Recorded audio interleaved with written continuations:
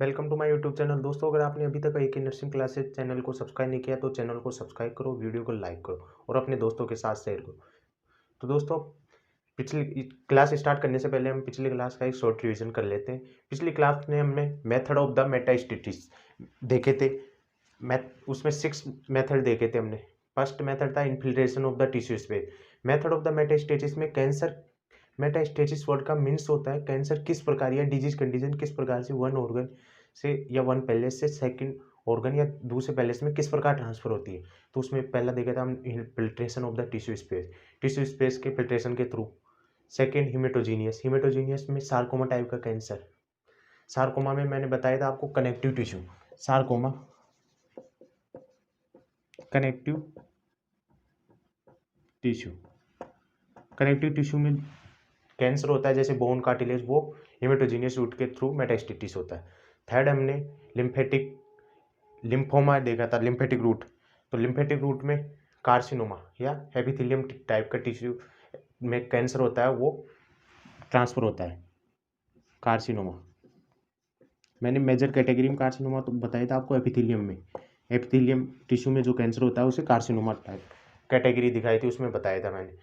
Third हमने देखा था ट्रांसकोलेमिक रूट, कैविटी के थ्रू भी ट्रांसफर वन प्लेस या one organ to another organ transfer हो सकता है।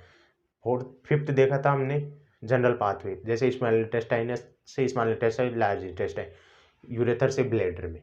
और लास्ट इनोकुलेशन, इनोकुलेशन में हमने ट्यूमर को जब रिमूव किया जाता है, remove of the tumour, this time से ट्यूमर ट्रांसफर हो सकता है। फिर हमने एक छोटे से टॉपिक के छोटा सा टॉपिक था एक, उसके बारे में बात की थी, carcinoma in situ, carcinoma in situ, CIS। ये प्री कैंसरियस स्टेज बताई थी मैंने, इसको एक एग्जांपल के थ्रू बताया था, ल्यूकोप्लेजिया, ल्यूकोप्लेजिया। ये white पेचेज of the mouth, white पेचेज। तो फिर ये बाद में किस में डेवलप हो जाता है, ओरल कैंसर। तो प्री कैंसरियस स्टेज या इसको कार्सिनोमा इन सितु बोल सकते हो। तो पिछली क्लास में का छोटा सा रिवीजन किया था हमने। और आज हम बात करेंगे ट्यूमर मार्कर। ट्यूमर मार्कर को मैंने टर्मिनोलॉजी में बता दिया था। ट्यूमर मार्कर वो सब्सटेंस होते हैं that have release for the tumour of the body, tumour से रिलीज होते हैं और इंडिकेट करते हैं कैंसर कंडीशन को, उनको बोलते हैं ट्यूमर मार्कर। तो कौन कौन से सब्सटेंस है जो कौन कौन से कैंसर कंडीशन, ये कौन से कैंसर को इंडिकेट करते हैं, क्या अमाउंट बढ़ता है उनका, तो वो बात करेंगे। तो आज टॉपिक की स्टार्ट करते हैं आज की class, tumour marker. Important class है ट्यूमर मार्कर, क्वेश्चन आता है इनमें से, ट्यूमर मार्कर।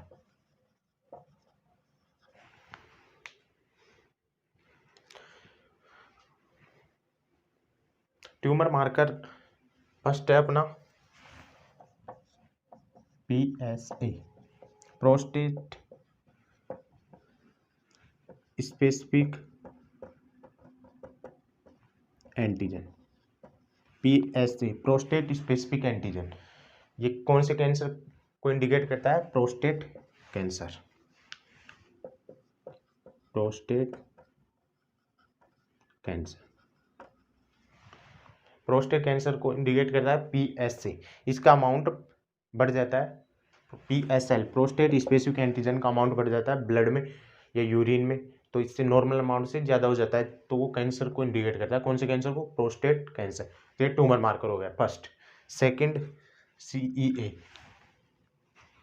CEA इनको याद करना है क्योंकि इंपॉर्टेंट पार्ट है ये ऑन्कोलॉजी का, क्वेश्चन आता है इनमें से। CEA कार्सिनो embryogenic antigen. ये कौन कौन से कैंसर को इंडिकेट करते हैं, कौन कौन से कैंसर कंडीशन, मतलब CEA के बढ़ जाने पर कौन सा कैंसर होने की रिस्क फैक्टर है। तो फर्स्ट है lungs cancer, breast cancer and third colorectal cancer. Tumour marker वो होते हैं जो नॉर्मल अमाउंट इनसे बढ़ जाता है, हाई नॉर्मल लेवल होता है ना उससे ज़्यादा हो जाता है, तो इसका अमाउंट PSA इसका अमाउंट बढ़ रहा है तो वो कौन से कैंसर को इंडिकेट कर रहा है? प्रोस्टेट कैंसर होने की। अगर CEA कार्सिनो एम्ब्रियोजेनिक एंटीजन तो वो कौन से कैंसर कंडीशन को इंडिकेट कर रहा है? Lungs cancer, breast cancer and colorectal cancer. Third है अल्फा पीटोप्रोटीन।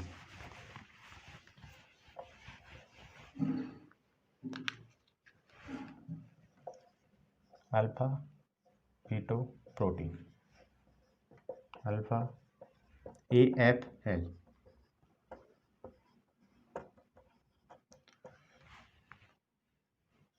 नॉर्मल अल्फा पीटोप्रोटीन का 10 ml होता है, 10 ml नॉर्मल अमाउंट, नॉर्मल। और जब मैलिग्नेंसी होती है या कैंसर कंडीशन होती है तो ये 500 ml से ज़्यादा हो जाता है। तो ये नॉर्मल अमाउंट है, उससे ज़्यादा हो जाता है तो वो कैंसर कंडीशन को इंडिकेट करता है। उसी को क्या बोलते हैं? Tumour marker. तो AFP अल्फा पीटोप्रोटीन कौन से कैंसर को इंडिकेट करता है? Liver cancer, liver cancer, testicular cancer, kidney cancer, liver, testicular, kidney, lymphoma and Hodgkin's disease. Hodgkin's disease या हुडकिंस कैंसर लिम्फोमा का ही टाइप है एक। तो अल्फा पीटोप्रोटीन नॉर्मल अमाउंट 10 ml है, 10 ml है, कोई मैलिग्नेंसी कंडीशन नहीं है। अगर उसका नॉर्मल अमाउंट से ज़्यादा है 500, मोर देन, बहुत ज़्यादा हो गया है 500, नॉर्मल अमाउंट 10 ml है, तो उस नॉर्मल अमाउंट से ज़्यादा होने पर ये कौन सी कंडीशन को इंडिकेट करेंगे? Cancer condition. कौन कौन सी? लीवर कैंसर हो सकता है, testicular, kidney, lymphoma and Hodgkin's disease. और ये क्या हो गया? Tumour marker, AFL। तो इन्हीं को ट्यूमर मार्कर बोलते हैं। ये कैंसर बॉडी से रिलीज होते हैं, ट्यूमर होता है ना, उससे रिलीज होते हैं और इनका नॉर्मल अमाउंट से हायर हो जाता है, इसलिए इनको ट्यूमर मार्कर बोलते हैं और कैंसर कंडीशन को इंडिकेट करते हैं।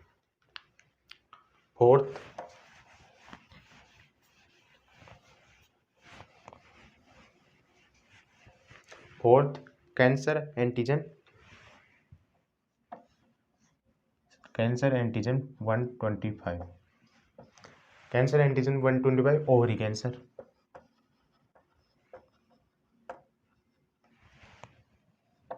कैंसर एंटीजन 153 ये कौन से? ब्रेस्ट कैंसर को।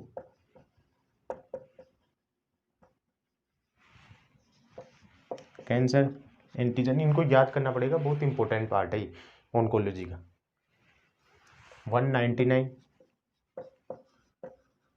Pancreatic cancer. कैंसर एंटीजन 125 किसको इंडिकेट कर रहा है? ओवरी कैंसर को। Cancer antigen 153 breast cancer. Cancer antigen 199 pancreatic cancer. Cancer antigen 724 gastric cancer. Gastric cancer में आ जाएंगे स्टोमक, कोलोन, कोई सा कैंसर। गैस्ट्रिक कैंसर स्टोमक का आ गया, कोलोन, कोई सा भी आ सकता है।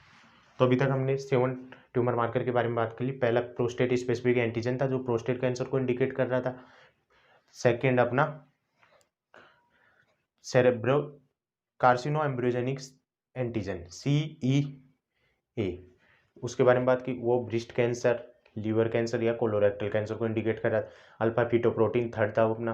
Alpha fetoprotein liver cancer, lymphoma, testicular, kidney cancer, Hodgkin's disease को इंडिकेट करा। फिर हमने कैंसर एंटीजन 125 के बारे में बात की। Cancer antigen 125 ovary cancer. Cancer antigen 153 breast cancer. Cancer antigen 199 pancreatic cancer को इंडिकेट करा।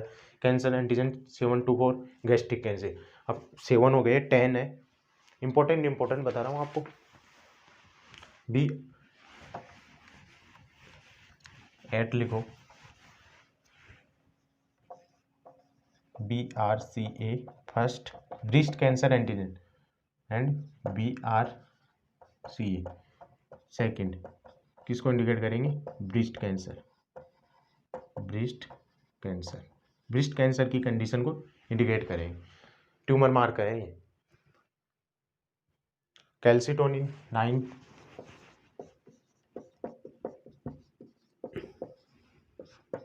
कैल्सिटोनिन ये कौन सा कंडीशन, थायराइड कैंसर को इंडिकेट करेगा।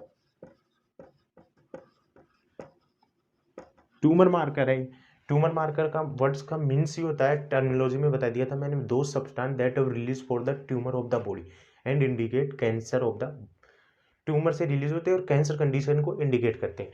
तो कैल्सिटोनिन है, कैल्सिटोनिन का नॉर्मल अमाउंट से ज़्यादा हो जाता है तो कौन से कैंसर को इंडिकेट करेगा, थायराइड कैंसर को। इस टाइप से मैंने 9 बता दिए मैंने। एक है last beta 2 microglobulin, beta 2 microglobulin ये कौन से, लिम्फोमा, लिम्फोमा कैंसर। तो ट्यूमर मार्कर कंप्लीट हुए, 10 टाइप के बता दिए, इनको अच्छे से याद कर लेना क्योंकि हर बार इनके क्वेश्चन किस टाइप से आएगा, ब्रेस्ट थायराइड कैंसर कौन सा ट्यूमर मार्क इंडिकेट करेगा, कैल्सिटोनिन, कैल्सिटोनिन का नॉर्मल अमाउंट ज़्यादा हो जाएगा और वो किसको इंडिकेट कर रहा है, थायराइड कैंसर। ऐसे आ जाएगा BRCA and BRCA first and second किस कौन से कैंसर कंडीशन को इंडिकेट करेंगे ट्यूमर मार्क, तो आप बताओगे, ऑप्शन आएंगे उनमें से चूज करना होगा आपको, ब्रेस्ट कैंसर। अब हम रिस्क फैक्टर या कोजेज ऑफ द कैंसर, कौन कौन से कोज होते हैं जो कैंसर को कोज करते हैं। इसमें 2 टाइप के कोज डिवाइड किए गए, एक्सोजीनियस एंड एंडोजीनियस। एक्सोजीनियस में इंक्लूड किया गया है फिजिकल, बायोलॉजिकल, केमिकल ये कोज होते हैं, और एंडोजीनियस, एंडोजीनियस में एज, बच्चों में कौन सा कैंसर ज़्यादा, एज के हिसाब से बच्चों में कौन सा, बताया था मैंने बच्चों में कौन सा कैंसर होता है, ल्यूकेमिया, एक्यूट लिम्फोसाइटिक ल्यूकेमिया। इस प्रकार से सेक्स, मेल में कौन सा हो सकता है, चांस, रिस्क फैक्टर, तो उसके बारे में बात करेंगे, अगली हेडिंग कार्ड डालो, रिस्क फैक्टर या कोजेज ऑफ द कैंसर।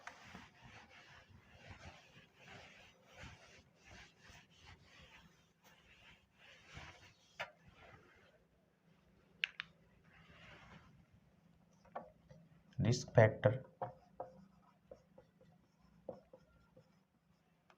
या कोजेज ऑफ कैंसर 2 टाइप से डिवाइड किया गया है, एक्सोजीनियस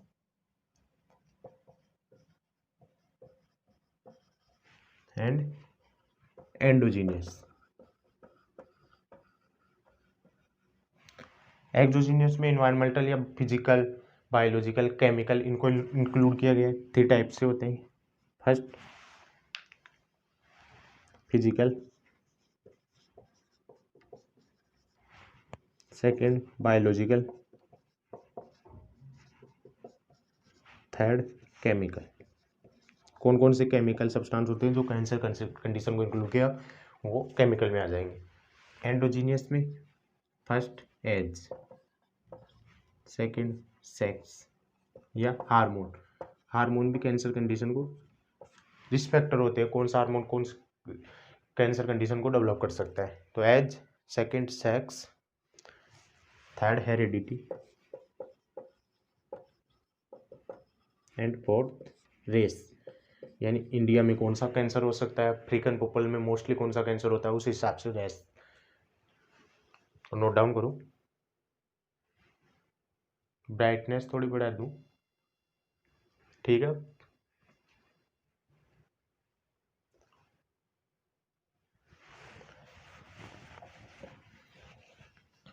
तो क्या है, कार्सिनोजन, कार्सिनोजन यानी कोज या रिस्क फैक्टर ऑफ कैंसर। तो ये हेडिंग डाल लो आप, कार्सिनोजन, डेफिनेशन लिख लो इनकी, दो substance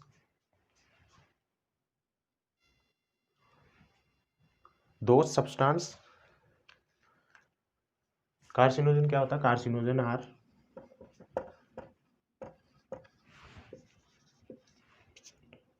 carcinogen are physical, biological and chemical substance होते हैं जो क्या करते हैं, नॉर्मल सेल को मैलिग्नेंसी सेल में डेवलप कर देते हैं, यानी ट्यूमर बना देते हैं। Biological and chemical agent, agent आएगा। कार्सिनोजन क्या होते हैं? Carcinogen physical, biological, chemical agent that develop malignancy in a normal cell. Normal cell में मैलिग्नेंसी डेवलप करते हैं, उनको क्या बोलते हैं? कार्सिनोजन। अब मैंने दो बता दिया आपको, एक्सोजीनियस एंड एंडोजीनियस। तो फर्स्ट अपना एक्सोजीनियस।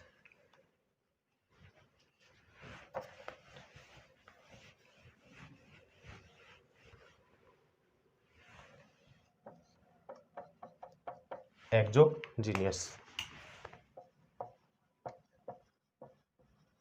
एक्सोजीनियस में first physical,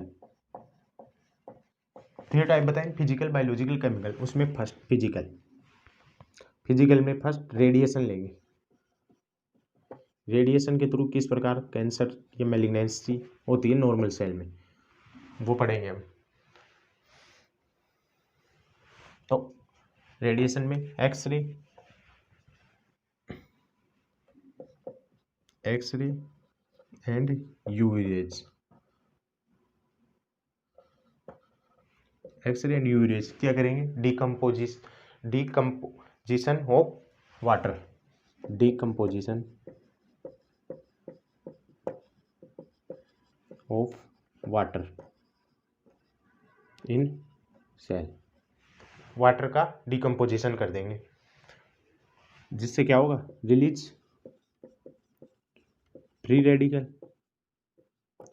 free radical release होगा। फ्री रेडिकल रिलीज होने के कारण क्या होगा? Depolarisation of nucleic acid, nucleic acid का डिपोलराइजेशन हो जाएगा, डिपोलराइज ऑफ न्यूक्लिक एसिड। जब न्यूक्लिक एसिड का डिपोलराइज हो रहा है तो यहाँ पर लिख देता हूँ, कंटिन्यू रखना है इसको। न्यूक्लिक एसिड का डिपोलराइजेशन हो जाएगा, क्या हो जाएगा? म्यूटेशन और cell division, cell division and tumour. Cell division होते ही क्या हो जाएगा? ट्यूमर डेवलप हो जाएगा, ट्यूमर डेवलप। तो ये किस प्रकार से हुआ? फर्स्ट था अपना एक्सोजीनियस कोज। एक्सोजीनियस कोज में फिजिकल, फिजिकल कोज में हमने पहला रेडिएशन देखा। रेडिएशन में एक्सरे एंड यूवी रेज किस प्रकार कैंसर डेवलप करती है? एक्सरे एंड यूवी रेज क्या करेगी? Decomposition of the water in cell, decomposition water cell होगा तो फ्री रेडिकल हो जाएगा, release of free radical, free radical release होने के कारण क्या हो जाएगा? Depolarisation of acid, nucleic acid, depolarisation nucleic acid का डिपोलराइजेशन हो जाएगा तो वो सेल में न्यूक्लिक एसिड हो जाता है। डिपोलराइजेशन वर्ड्स का मीन्स होता है आयंस का ट्रांसफर, आयंस का ट्रांसफर होगा और उसके कारण म्यूटेशन और सेल डिवीजन होते, फिर सेल डिवीजन हो जाएगा, सेल डिवीजन कैंसर या ट्यूमर डेवलप हो जाएगा। तो एक्सोजीनियस में फिजिकल में फर्स्ट रेडिएशन के थ्रू किस प्रकार होता है? सेकंड फिजिकल में चल रहा है, पहला रेडिएशन देख लिया। Second chronic irritation, chronic irritation या म्यूकस मेम्ब्रेन के थ्रू किस प्रकार कैंसर डेवलप होगा? तो कौन कौन सा कैंसर किस प्रकार से होता है? स्मोकिंग, अगर कोई पर्सन स्मोकिंग कर रहा है, स्मोकिंग कर रहा है तो कौन सा कैंसर होने के रिस्क फैक्टर है स्मोकिंग करने से? Lungs cancer, lungs cancer first हो गया स्मोकिंग। अगर कोई पर्सन टोबैको यूज कर रहा है तो उसमें कौन सा कैंसर होने के चांस है? Tobacco. Oral cancer, risk factor बढ़ रहे हैं हम, ओरल कैंसर। और अगर कोई पर्सन अल्कोहल यूज कर रहा है तो लीवर कैंसर। तो क्रोनिक इरिटेशन सेकंड, फिजिकल वाले का सेकंड हो गया अपना। अब थर्ड है हीट। हीट के थ्रू किस प्रकार कौन सा कैंसर के होने के चांसेस है या रिस्क फैक्टर है।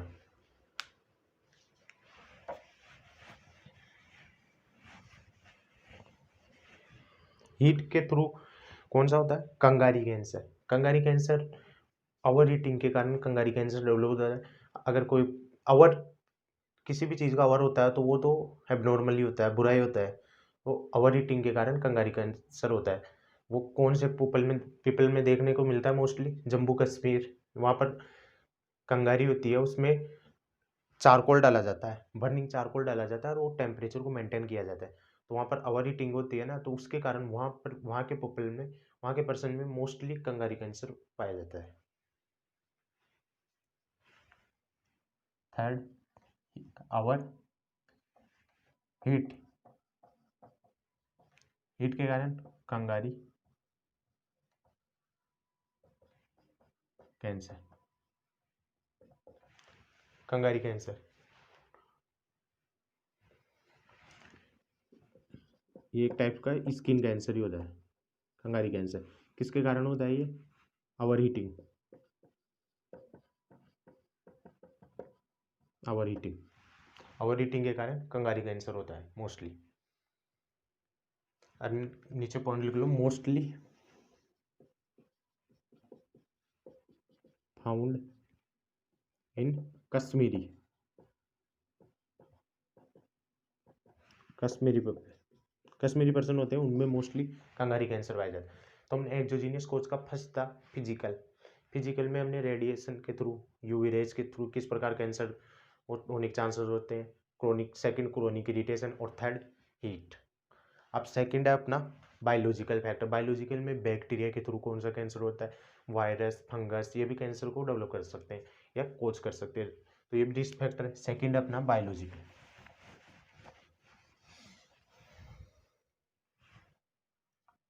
सेकंड है बायोलॉजिकल।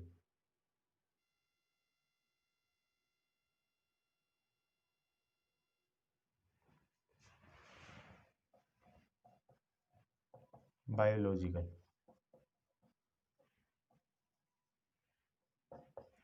बायोलॉजिकल में फर्स्ट बैक्टीरिया के थ्रू, बायोलॉजिकल में अपना फर्स्ट है बैक्टीरिया। बैक्टीरिया में, बैक्टीरिया वैसे तो बहुत सारे हैं, लेकिन मैं आपको एग्जाम के लिए मोस्ट इंपॉर्टेंट है वो बताऊंगा। हेलिकोपाइलोरिक बैक्टीरिया, हेलिकोपाइलोरिक, एच पाइलोरिक बोलते हैं इसको, हेलिकोपाइलोरिक बैक्टीरिया। ये कौन से कैंसर डेवलप करता है, stomach cancer, H pyloric bacteria कौन सा कैंसर डेवलप करता है, स्टोमक कैंसर। और इसको क्या बोलते हैं, स्टोमक कैंसर को माल्टोमा, माल्टोमा। तो बैक्टीरिया के थ्रू। अब सेकंड है फंगस। फंगस के थ्रू किस प्रकार कैंसर होता है, कौन सा कैंसर होता है वो देखेंगे। Fungus Aspergillus flavours, Aspergillus flavours होता है जो नट्स में पाया जाता है, मोस्टली हम मूंगफली खाते हैं उनमें होता है ये एस्परजिलस फ्लेवर्स। और ये कौन सा कैंसर डेवलप करता है, liver cancer. Second fungus, fungi या फंगस, फंगस के थ्रू भी कैंसर हो सकता है। फंगस में एस्परजिलस,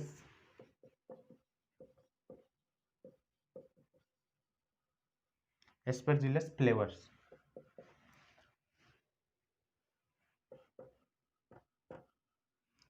ये कहाँ, पीनट्स में, मोस्टली कहाँ होता है, पीनट्स। और ये कौन सा कैंसर डेवलप करता है, लीवर कैंसर।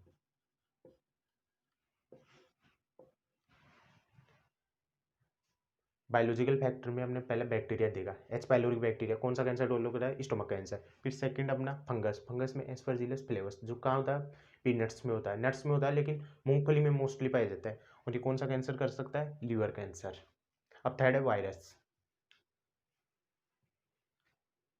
वायरस में एचपीवी, एचपीवी कौन सा कैंसर कर सकता है, सर्वाइकल कैंसर। वायरस में दो तीन इंपॉर्टेंट है जो क्वेश्चन एग्जाम में आए हुए हैं, उनको बताऊंगा मैं। Third virus. HPV human papilloma virus, human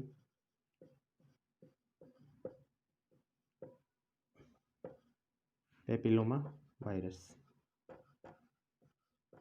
HPV कौन सा कैंसर कर सकता है? सर्वाइकल कैंसर कर सकता है ह्यूमन पेपिलोमा वायरस। एक इंपॉर्टेंट वर्ड है hepatitis B and C. Hepatitis B and C, इनको सीरम हेपेटाइटिस भी बोलते हैं क्योंकि ये ब्लड के थ्रू ट्रांसफर होते हैं। और ये भी कौन सा कैंसर कर सकते हैं? लीवर कैंसर, रिस्क होती है इनकी लीवर कैंसर। तो वायरस में हमने देखा HPV ह्यूमन पेपिलोमा वायरस, ये क्या कर सकता है? Cervical cancer. और hepatitis B and C, hepatitis B and C, इनको सीरम हेपेटाइटिस भी बोलते हैं। और ये कौन सा कैंसर? लीवर कैंसर कर सकते हैं। नोट डाउन करो आप। एक और है एपिस्टिन बेरे वायरस, एपिस्टिन बेरे वायरस EBV, जो लिम्फोमा कैंसर कर सकता है।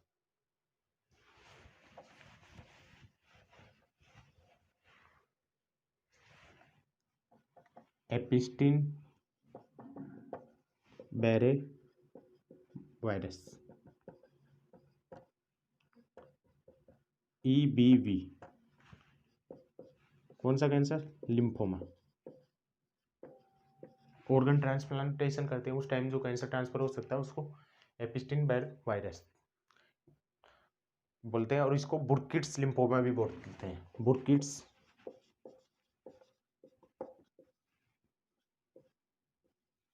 बुर्किड्स लिम्फोमा। अब एग्जाम में किस टाइप से आएगा? बुर्किड्स लिम्फोमा आ गया, किस वायरस के थ्रू होता है? तो एपिस्टिन बायर वायरस EBV, ये टाइप से क्वेश्चन आएगा इसमें। आया हुआ है ये तो वाला इंपॉर्टेंट है, इंपॉर्टेंट लगा देना। वायरस में 3 बता दी मैंने, एक लास्ट और लिख लो, CMV साइटोमेगलो वायरस, साइटोमेगलो वायरस। कौन कौन से कैंसर का रिस्पेक्टर ये कैंसर इंडिकेट कर सकता है? कोलोरेक्टल कैंसर, कोलोरेक्टल कैंसर और कैपेसी सार्कोमा, कैपोसी सार्कोमा। जो HIV इन्फेक्टेड या एड्स के पेशेंट होता है उनमें कैपोसी सार्कोमा मोस्टली देखा जाता है। और ये इसमें क्या होता है? स्किन पर लिम्फ नोड्स हो जाते हैं। HIV and ads patient,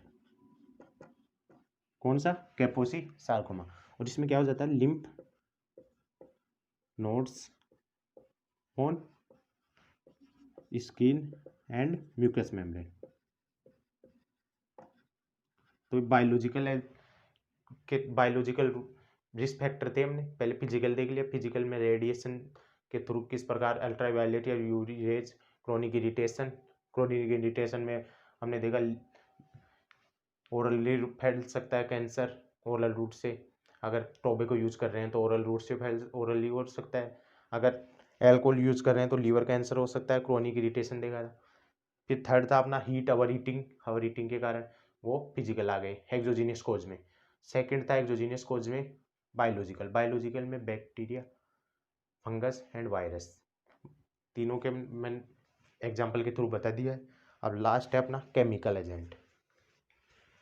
exogenous कोज में 3 टाइप से देखे थे ना, फिजिकल, बायोलॉजिकल एंड केमिकल। तो थर्ड है केमिकल।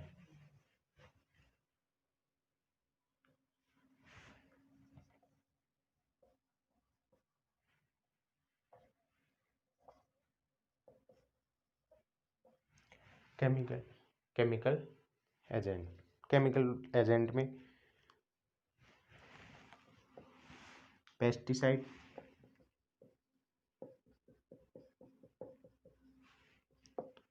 टॉक्सिन, जो फंगाई वायरस उनको किल करने के लिए जो लेते हैं केमिकल या ड्रग्स, उनसे भी कैंसर हो सकता है।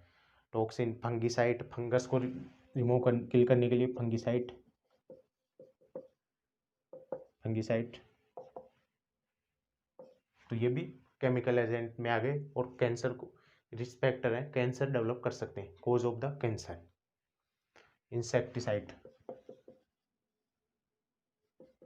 इंसेक्टिसाइड, तो ये एक्सोजीनियस में 3 टाइप देख लिया हमने, फिजिकल, बायोलॉजिकल एंड केमिकल। अब सेकंड था अपना कोज में एंडोजीनियस। एंडोजीनियस में मैंने बताया था एज, एज में किस टाइप से होता है, सेक्स या हार्मोन, रेस, अफ्रीकन पीपल में कौन सा मोस्टली कैंसर होता है, इंडियन में, इस टाइप से देखेंगे। सेकंड है एंडोजीनियस।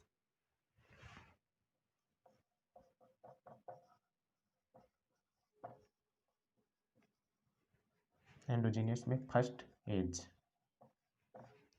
मैंने मेजर कैटेगरी बताई थी, तब बताया था आपको लिम्फोमा, ब्लड कैंसर बताया था, ल्यूकेमिया, उसमें बताया था acute lymphocytic leukaemia and chronic lymphocytic leukaemia. तो एक्यूट लिम्फोसाइटिक ल्यूकेमिया मैंने बताया था डेंजरियस होता है, या मोस्टली देखा जाता है कौन से जो बच्चे होते हैं, चाइल्ड होते हैं, उनमें मोस्टली देखा जाता है। तो एज इस प्रकार से, मतलब कौन सा कैंसर मोस्टली एज के रिलेटेड है, मतलब बच्चों में कौन सा मोस्टली देखा जाता है, बड़ों में कौन सा देखा जाता है। तो एज में फर्स्ट चाइल्ड,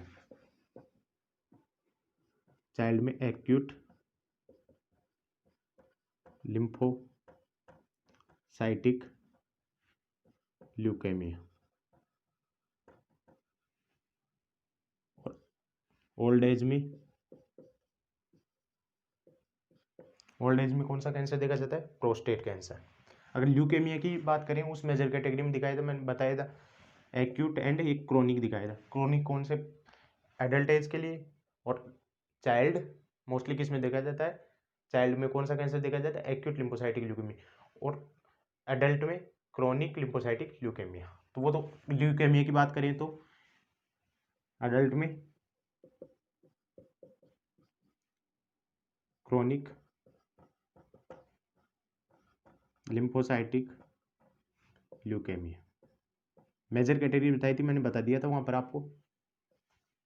ल्यूकेमिया की बात करें और सभी कैंसर ओल्ड एज में देखें, मतलब ओल्ड एज में प्रोस्टेट कैंसर, तो एज भी इफेक्ट करते हैं कैंसर कंडीशन को। मोस्टली चाइल्ड में कौन सा देखा जाता है, acute lymphocytic leukaemia, and old age में मोस्टली कौन सा कैंसर होता है, प्रोस्टेट कैंसर। अब सेकंड है सेक्स, सेकंड है सेक्स। एक्सोजीनियस में मेल में मोस्टली कौन सा कैंसर देखा जाता है, प्रोस्टेट कैंसर, और फीमेल में ब्रेस्ट कैंसर। एक नोट डाल के लिखो, मैं आपको वर्ल्ड में वर्ल्ड में ऑल वर्ल्ड में कौन सा कैंसर मोस्टली देखा जाता है, मेल में एंड फीमेल में, एंड इंडिया में कौन सा कैंसर मोस्टली देखा जाता है, मेल में या फीमेल में। तो नोट डालो एक आप, ये तो नोट डाउन कर लो आप। एक मतलब सेक्स या हार्मोन्स में, तो इन वर्ल्ड, पहले डाल लो इन वर्ल्ड, वर्ल्ड में मेल में मोस्टली कौन सा होता है, एंड फीमेल में कौन सा कैंसर होता है। नोट डाउन करो। वर्ल्ड, पूरा वर्ल्ड में मेल में lungs cancer, lung cancer, and female में ब्रेस्ट कैंसर। ये ऑल वर्ल्ड की बात हो रही है, इन वर्ल्ड,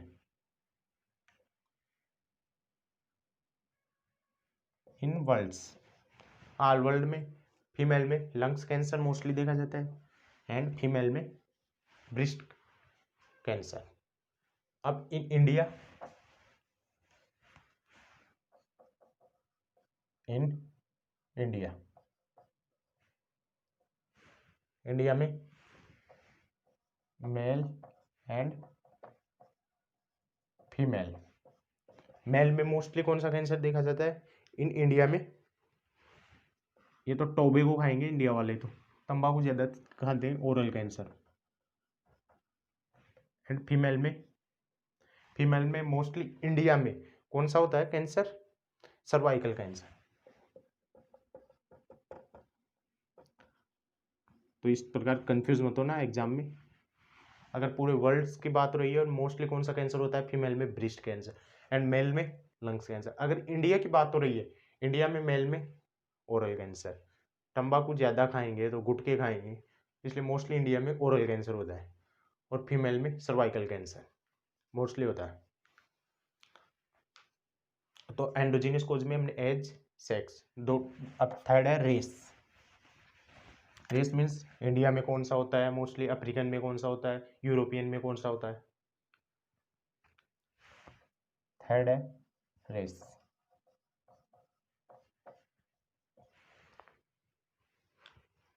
इंडियन में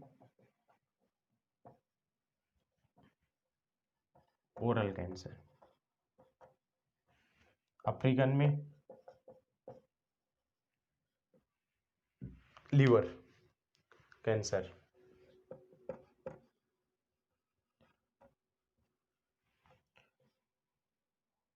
जापानीज में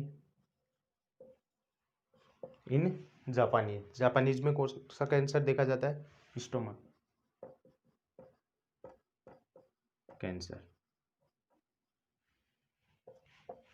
एंड लास्ट यूरोपियन कंट्री के लोगों में कोलोन कैंसर। तो ये एंडोजीनियस कॉज कंप्लीट हुई। तो आज की क्लास यहीं पर एंड होती है। दोस्तों अगर आपने अभी तक हमारे चैनल को सब्सक्राइब नहीं किया, चैनल को सब्सक्राइब करो, वीडियो को लाइक करो। दोस्तों हम ऑन्कोलॉजी की रेगुलर क्लासें लग रही है, 3-4 क्लासें और होगी, 10 क्लासें हैं इसकी, 4 तो हो गई, 6 क्लास और होगी और एक क्लास ऑन्कोलॉजी कंप्लीट हो जाएगा। फिर हम न्यूरोलॉजिकल सिस्टमोलिक डिसऑर्डर स्टार्ट करेंगे। दोस्तों धन्यवाद। अगर आपने अभी तक हमारे चैनल को सब्सक्राइब नहीं किया, सब्सक्राइब करो।